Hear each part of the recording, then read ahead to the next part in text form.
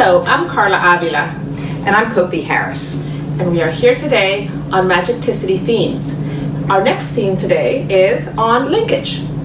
Now, what is linkage? That's kind of a strange word in many ways, but linkage is the term that we use to describe how it is you should connect with your eyes, with your audience when you're talking. And it's quite helpful, I have to say.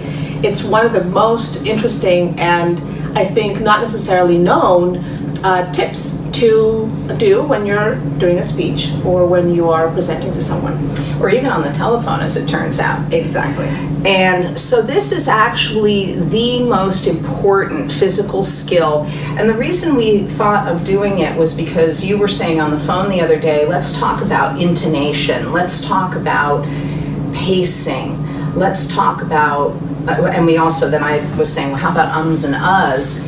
Linkage takes care of all of those things. So what is it?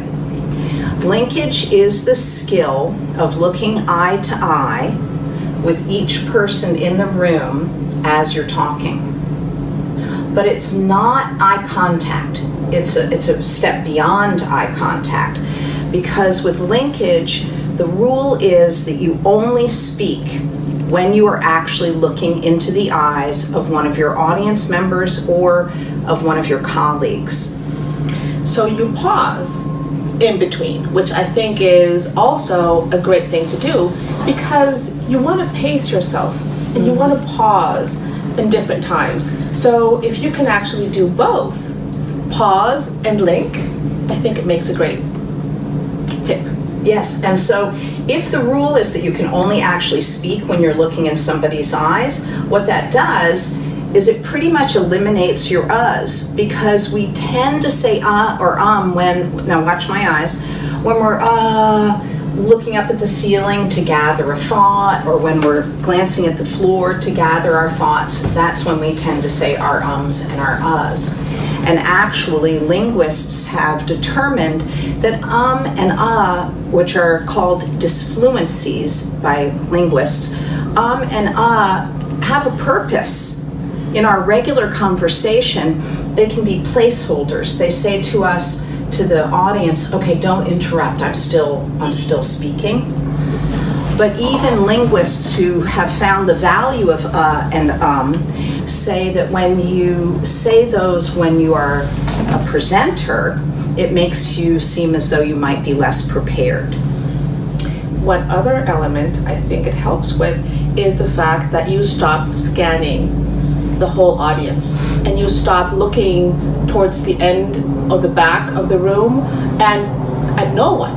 And that also makes you look a little lost, maybe. When you scan. Exactly. Yeah. Exactly. So linking, I think, makes you also focus on a specific person and helps you connect with that person during that moment as well. Yeah, and so it does a couple of things. That's absolutely right.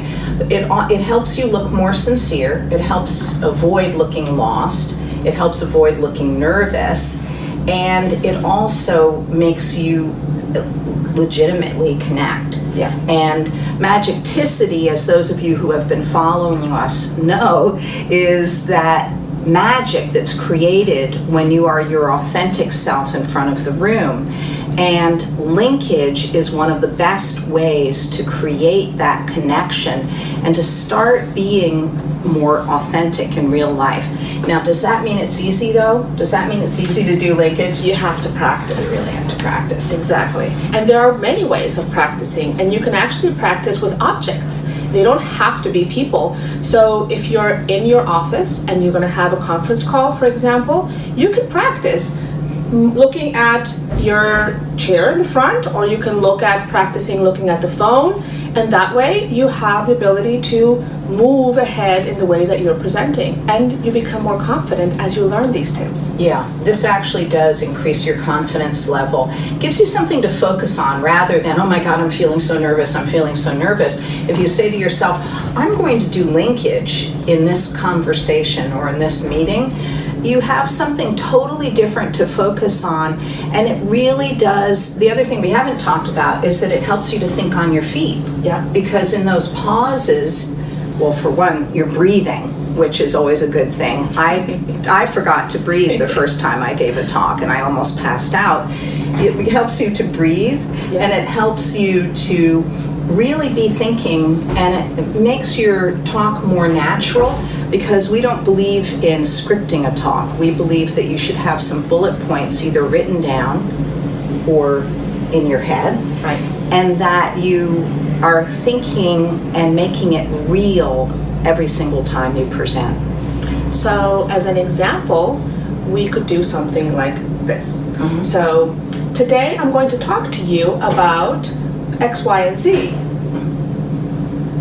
And in order to provide you with information about X, Y, and Z, I'd like to do 1, 2, and 3. Great, and those beautiful pauses and very nice linkage. Let's talk about one other thing, which is how long should you remain in linkage with somebody. We say no longer than 2 sentences.